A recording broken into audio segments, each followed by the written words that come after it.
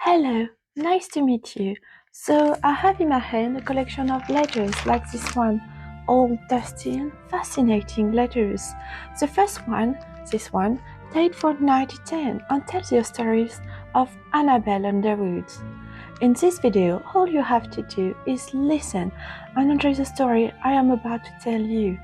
For each story, I also created, like this one, a vintage type cover. You can tell me what you think in the comments, and of course what you think about the story too. And one more thing, I prefer to warn you, but English is not my mother tongue.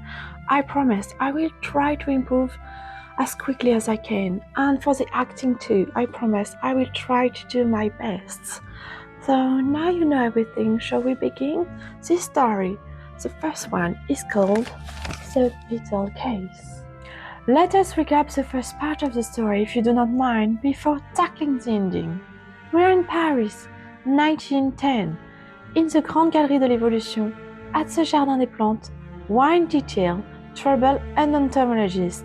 A scarab, supposedly dead and pinned for years, seems to have grown by a millimetre. More worrying still, the pins are no longer in the same place, and the whole holes remain visible, as if someone had removed the specimen and then put it back. The student, George Arthur, then writes a letter to Annabelle Underwood. She rushed to Paris, convinced that this tiny anomaly hid a far greater truth. For, at the very same time, Professor Thomas, a specialist in insect poisons, has been found dead in his laboratory. An accident, then concludes. Yet, everything seems to link the scientific death to a recent expedition into Siberia's lands, led with his colleagues, Mr. Detail. In a museum where no one dared touch the dead man's desk, Annabelle moved along the display cases, the rumors and the unspoken. Will she find who is the murderer? So now I am reading the letter again. The massive oak desk with its numerous drawers was one of the most classic style one could imagine. The complete set of its sheets, documents, and notebooks were rigorously arranged with meticulous care, each thing being carefully positioned in its exact and designated place. The imposing bookcase, like the rest of the room, for that matters, was maintained in perfect and impeccable order. Next to the entrance was placed a comfortable crimson velvet armchair, admittedly worn by time and use, but nevertheless well maintained and preserved. It was accompanied by a small, elegant, low table, and on it rested the famous box containing the beetles that were the object of so much attention. 9 specimens were carefully pinned and fixed with their respective identification labels and their scientific Latin names clearly inscribed, Lita rubuncputada. But the empty space and the available slots left in the box indicate clearly that 12 specimens in total should normally have been preserved inside this specialized case. They were surely and most probably the ones that have been removed, crushed, and reduced to powder in order to be incorporated into the fatal mixture swallowed by Mr. Thomas, my companion. Mr. Dorato expressively confirmed this hypothesis I had just formulated. The official coroner had indeed found and identified, after having conducted a complete and meticulous autopsy of the body, a substantial and significant portion of this deadly mixture in the victim's stomach. What was more astonishing about these beetles was their striking resemblance to the one that was displayed in the showcase. Their sole and only distinctive and notable difference was the characteristic presence of a small, bright, and iridescent red dot on the lower part of the segmented abdomen. Otherwise, within this workplace, only the decorative Persian carpet with its deep and shimmering red colors was visibly dirty and soiled. The trace and mark of the brownish liquid had obviously not been cleaned or erased since the accident. Despite the apparently impeccable, preserved and completely untouched state of the premise and environments, something specific bothered me deeply and disturbed me. I, unfortunately, could not yet put my finger on it precisely, not clearly identify what was troubling me for the moment. I then politely asked Mr. Deratou if it was possible and permitted for me to see and examine the other work desk of his researcher colleagues, whenever they were close collaborators or lay close in their professional relation with the disease. He was manifestly quite astonishing and somewhat surprised by this unusual and unexpected request on my part, but he nevertheless complied with diligence and goodwill. The respective occupants and owners of each visited desk were present on site and were equally surprised, even somewhat disconcerted to see me thus arrived, unannounced, quickly and thoroughly inspect their workplace, and then leave promptly, all without uttering a single word or providing the slightest explanation, and in only a few short minutes each time. When we left on exits, the offices, some took Mr. Deratou aside in the corridor to openly mock his personal initiative, bringing and introducing a woman into their workplace to inspect and investigate a so-called mystery that, according to them, was absolutely not one and existed only in his imagination. This was really not serious or professional. No, really not serious at all. Absolutely not. This was particularly the case with Mr. Dutel. He also introduced me to the museum's official animal illustrator, who was responsible for all the scientific illustrations. This talented artist showed me with a certain pride the meticulous and detailed drawing he had carefully executed of this new specimen. These were sumptuous gouache drawings, lightly enhanced with watercolor and ink, with an astonishing iridescent paint, a magnificent and splendid artistic work of exceptional quality that I would very willingly keep to myself. I asked him with sincere interest to kindly show and present to me his complete professional equipment and to tell me more thoroughly and in detail about this iridescent paint. Surprised but manifestly happy about my curiosity for his work, he took out and spread before me absolutely all his equipment and tools, varied brushes of different sizes, specialized pens, black and colored inks, gouaches in tubes, watercolors in boxes, papers of different qualities and textures, an impressive collection of professional equipment and work, instruments that, unlike our meticulous victims, Mr. Thomas, he manifestly did not arrange very skillfully. In my opinion, it would have been relatively easy and simple to steal and take something discreetly without him noticing, and put it back later without arousing the slightest suspicion. He also presented to me a particular tube of paint gleaming with metallic reflection. I now had all the necessary elements, all the crucial clues, and all the pieces of the puzzle in my possession for this investigation, and I had only two things to request and obtain: a fine scalpel blade and the complete entire attention of all the persons present in the museum without any exception. 20 minutes passed, and at the end of this brief wait, the complete set of scientific researchers, administrative agents, and various members of the staff stood before me and before the famous display case. Mr. Deratou approached me and carefully handed me the scalpel blade I had requested. I then addressed to Mr. Dutel to kindly open the protective display case, while I carefully removed my gloves.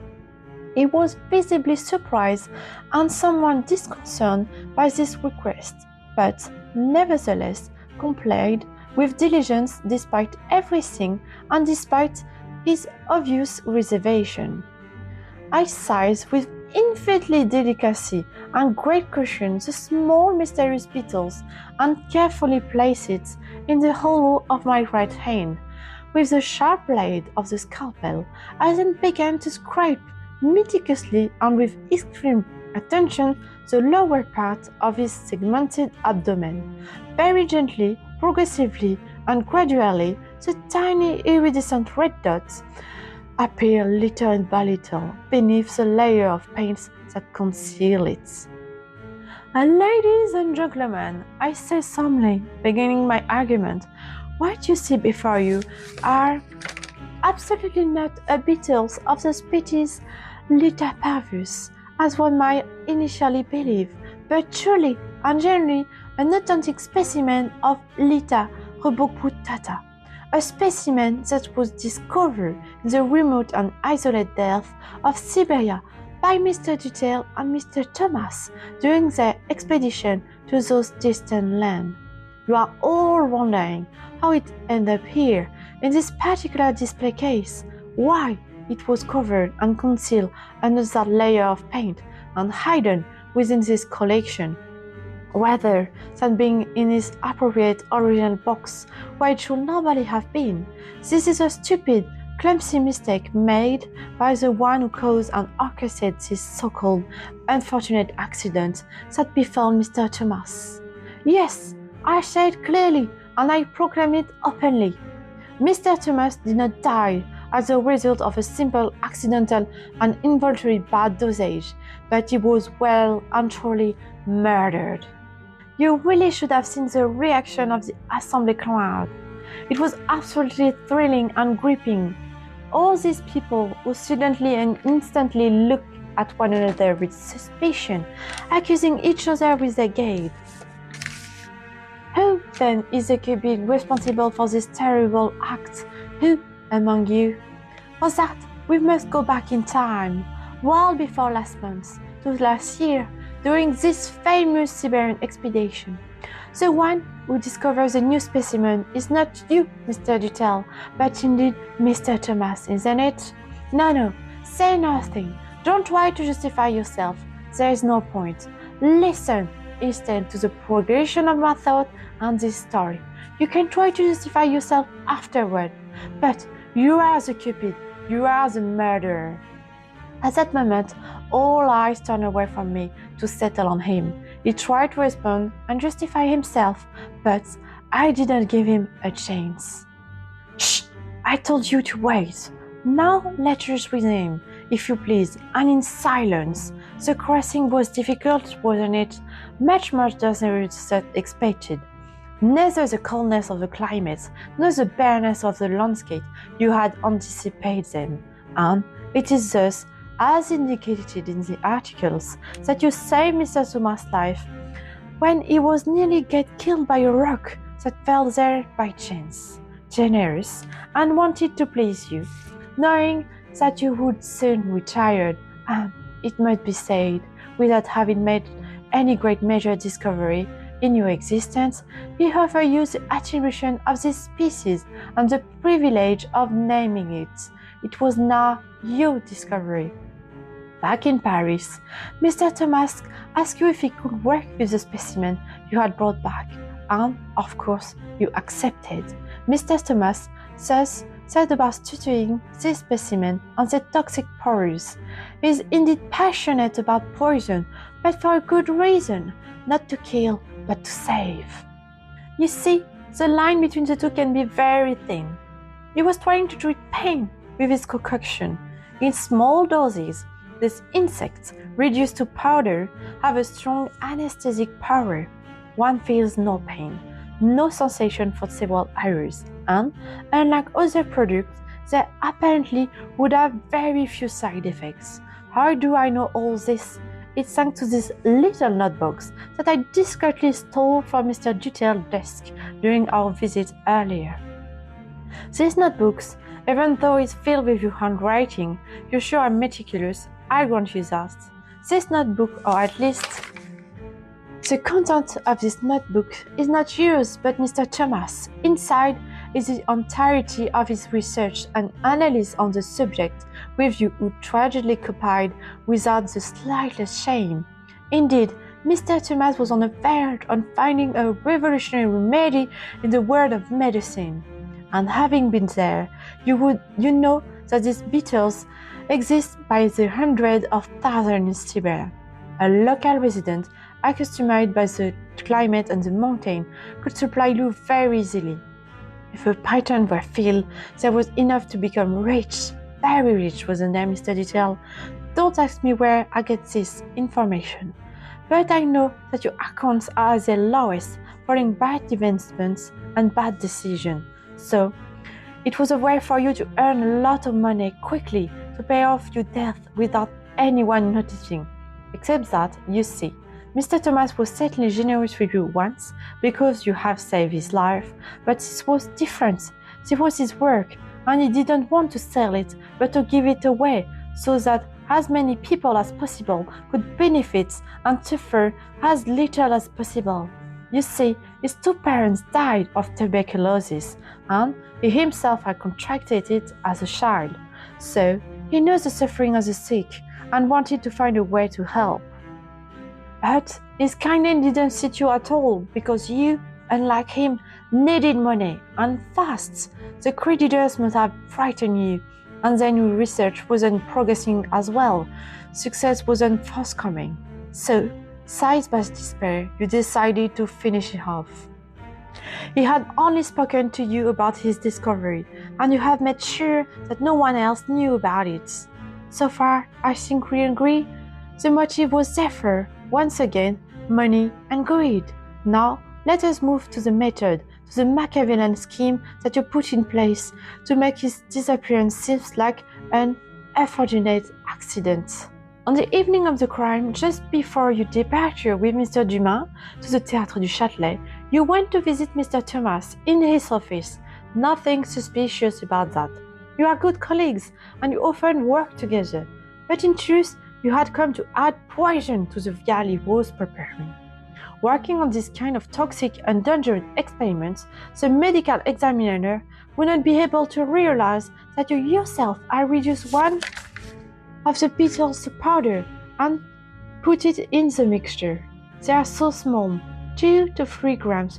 More wouldn't make a difference. You surely distract him by talking about some subject or other, or by asking him for books in his library, or a paper stored in one of his desk drawers to make him look away from his vial and slip the poison. In a few seconds, the deed was done, and the unfortunate accident assured. And according to these notebooks and his research, one insect weighs 2 to 3 grams, but 0.1 grams is enough to numb the pain, 0.2 grams to put a man to sleep, 0.3 grams cause a coma, and above 0.4 grams, death is certain. So, with the whole beetles, you were sure and certain that he would never open his eyes again.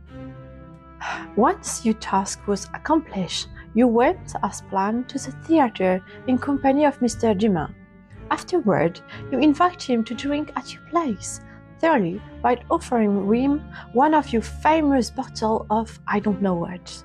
The evening stretched into the night, and the latter, as you have hoped, stayed to sleep at your place. It wasn't the first time, so Mr. Dumas saw nothing surprising about staying to sleep at your place and leaving for work in your company the next day, especially since you live so much closer than he does. You have a habit, according to the card, of arriving along the first, if not the first. You left your apartment before Mr. Dumas, who, I remind you, knew your apartment and whom you had played with alcohol. The hangover was therefore savagely attacking him that morning, and you suggested that he stay and rest a little longer before going to work. It wasn't the first time that had happened, after all. He willingly accepted, and you went, as usual, at 8 o'clock to the botanical garden. No one could suspect you. Your alibi was perfect. Except that disaster struck. When you enter your victim's office, you discover that he was holding in his hand the missing beetles from the display case. In his fall, the specimen is completely damaged, even destroyed. Why did he have it? You put it in your pocket. You have to hide the evidence. It would have been strange to find this beetle in his hand, and then it was surely a way to incriminate you, wasn't it?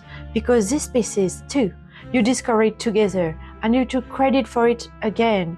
He was only a young student then. Easy for you to claim his discovery as your own.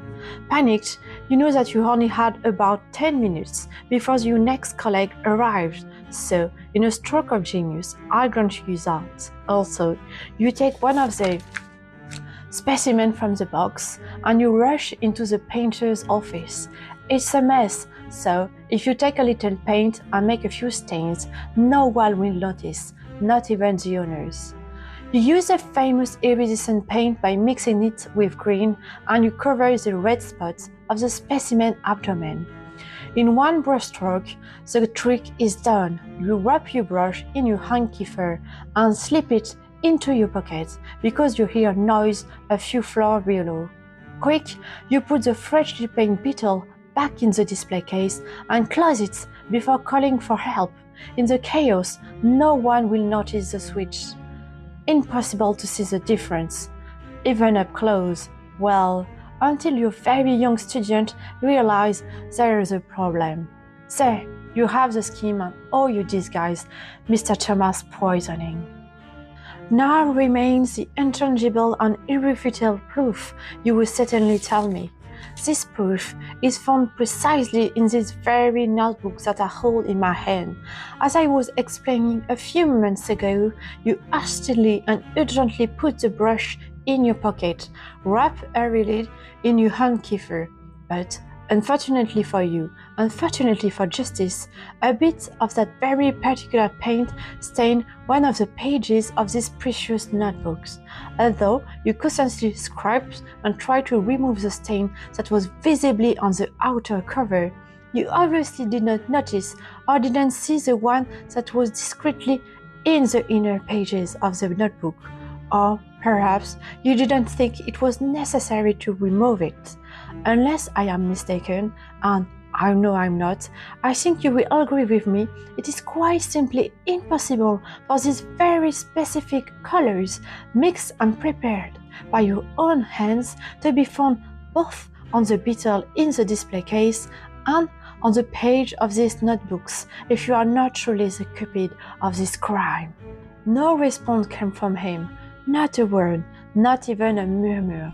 Even when the police arrived, who had the foresight to notify a little earlier in the day, at the premise to fetch him and proceed with his arrest, he said absolutely nothing, not the slightest word in his defense. He was perfectly useless anyway. He knew full well and deep down that I was entirely right, word for word, in each of my accusations. And there you have it, my dear, how I brilliantly solved this mysterious case. Mr. Dutel was condemned as is deserved by justice, and the precious scientific research of Mr. Thomas was published.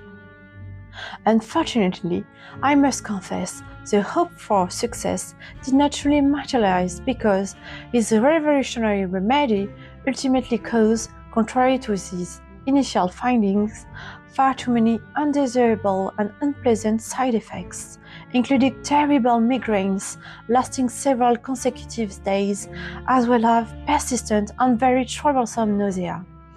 As for myself, I am currently aboard the ship sailing towards London, where a most thrilling new investigation already awaits me. But all of that is quite another story that I shall take great pleasure in telling you in detail on a future occasion. Until very soon, my dear Annabelle Underwood. And that's all for today. Thank you so much for watching the video all the way through. Feel free to like the video and follow me to see what happens next in Annabelle Underwood's incredible adventures. See you soon. Bye bye.